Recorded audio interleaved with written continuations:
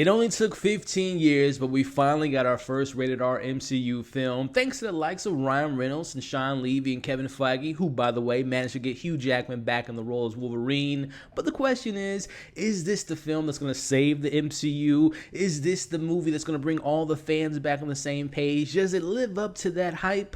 Well, we'll be discussing that and much more in today's spoiler-free review of Deadpool and Wolverine.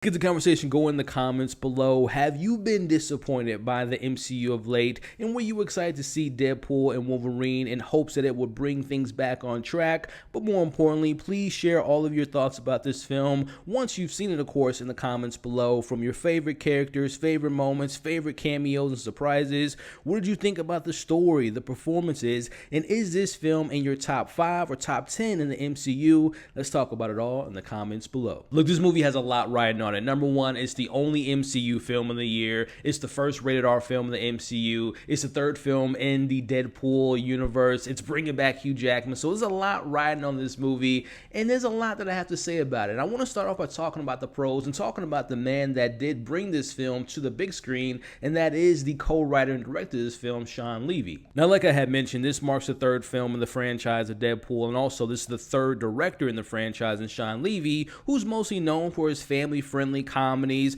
but also he's worked with Ryan Reynolds and has a relationship with Ryan Reynolds and Hugh Jackman off screen. And having worked with both of those people in the past, you can see that relationship and that bond and that friendship on the screen. Again, you could definitely see their friendship off screen translates to the big screen. You also see Shawn's blueprints from his previous works on this one, whether it be his found family approach to his work or the way he makes this larger ensemble cast have their moments to shine. I definitely thought that Shawn's sensibilities as a director and a creative definitely gelled in this world of Deadpool. To me, Shawn Levy definitely understood what type of movie he was making in collaboration with his two leads, but also Disney and the MCU, and knowing that the fan service would be the driving force of this narrative. Which we'll talk about that last part a little bit later in the breakdown, but transitioning into the performances led by our two leads, Ryan Reynolds as Deadpool and Hugh Jackman as Wolverine. Now, starting off with Ryan Reynolds, I definitely think that he's in the category, he's in that same conversation that we have when you talk about actors like Hugh Jackman or RDJ or Chadwick Boseman and many others, when you say the whole narrative of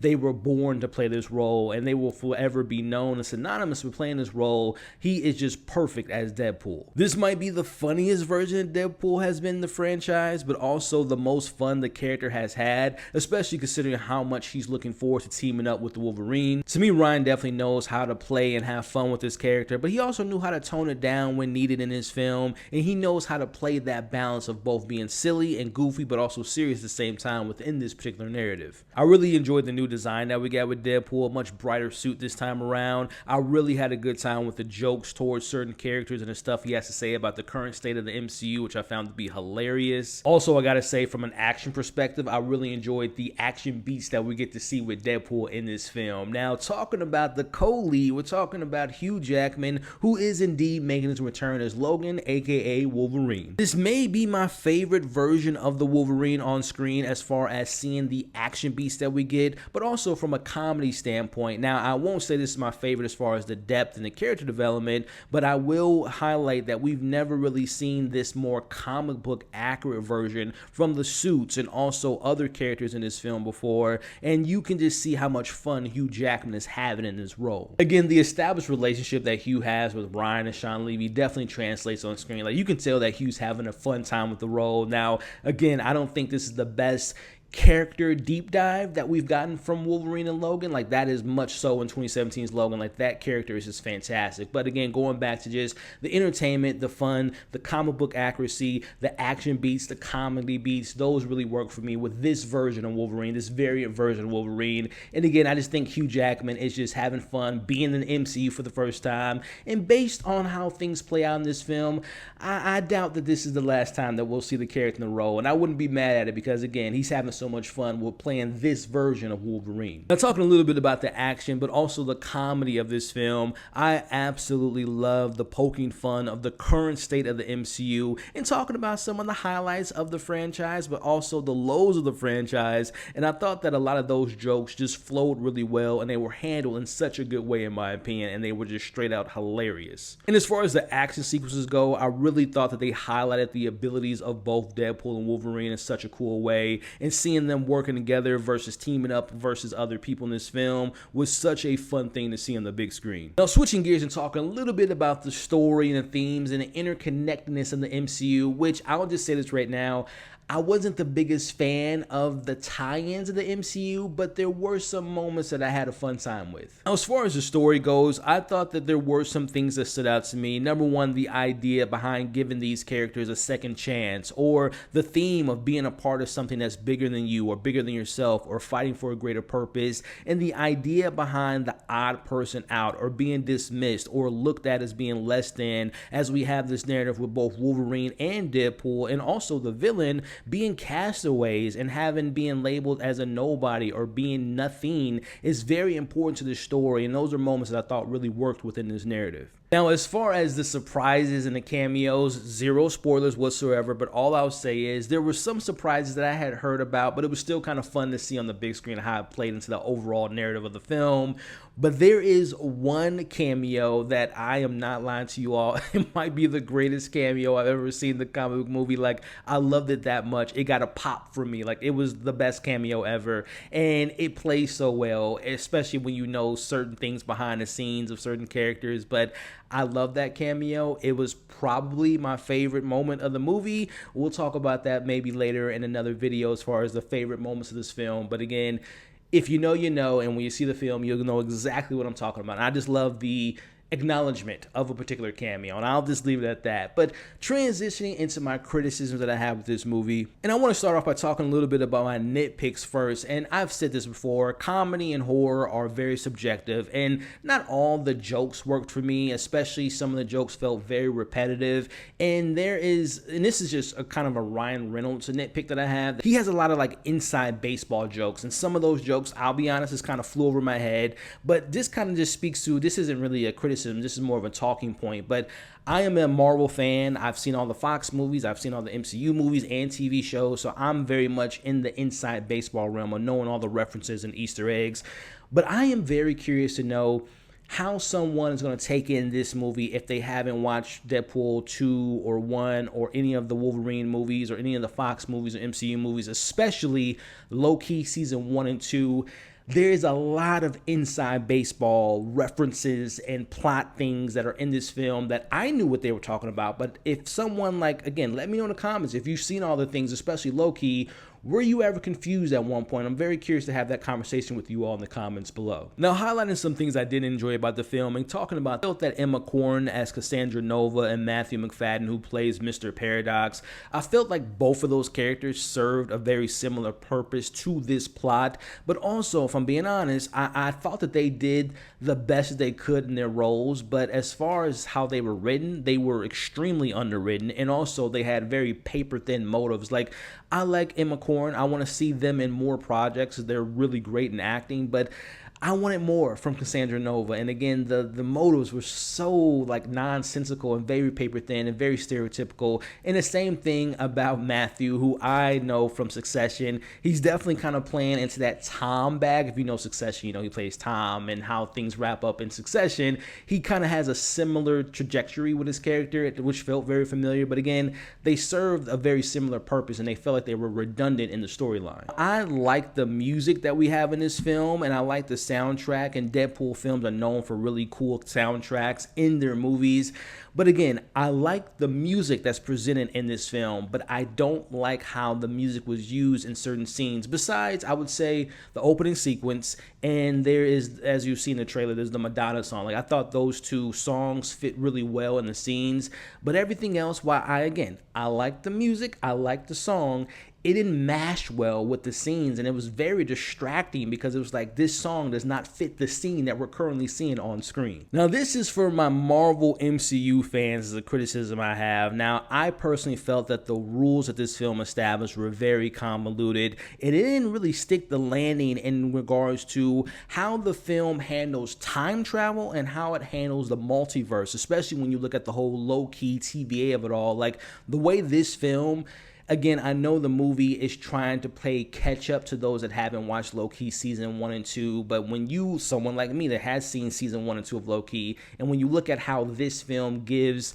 the audience who may not have seen those shows the crash course of what the TVA serves, what they do, how they do it, and how they connect to the multiverse, it didn't mash well to me with Deadpool 2 using Cable's time travel and how that plays into the MCU. Like, again, it was very convoluted, very messy, and it literally did not make sense at all. Now, earlier I mentioned how this film felt like they had fun while making it, which I love that for the creatives, but as I was watching this movie, I had a similar feeling as I was watching Thor Love and Thunder and a little bit of Thor Ragnarok, which I love Thor Ragnarok, not a big fan of Love and Thunder, but Taika Waititi, behind the scenes, it was said that Kevin Feige said that, you know, Taika, Chris Hemsworth, they were improvising, they were having maybe a little bit too much fun, that it kind of lost focus of having like a cohesive story.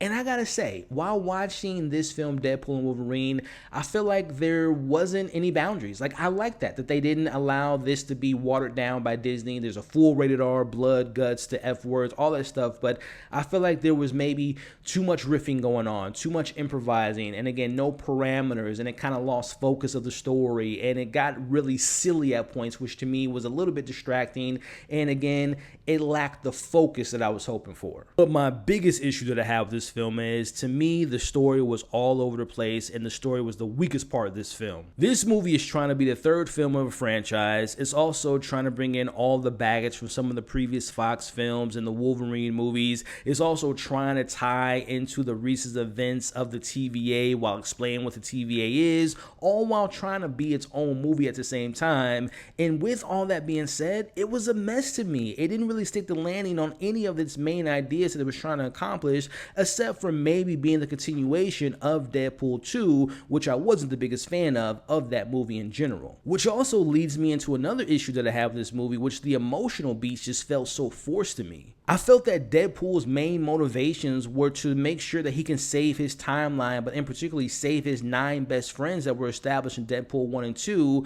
but also looking at Wolverine's arc, and his emotional impact was coming from previous Wolverines and not necessarily this version of the story. What I'm really getting at is this film relies heavily on previous films, like the idea that Deadpool wants to save his 9 friends, which are barely in this movie. Like, you see it in the trailer, they're at the birthday party and they're in the film a little bit later, but it's not established of their relationship and their bond. In this movie, we're taking it from Deadpool 2 and 1. Same thing about Wolverine. Again, this isn't a spoiler. This has been very well known in the public.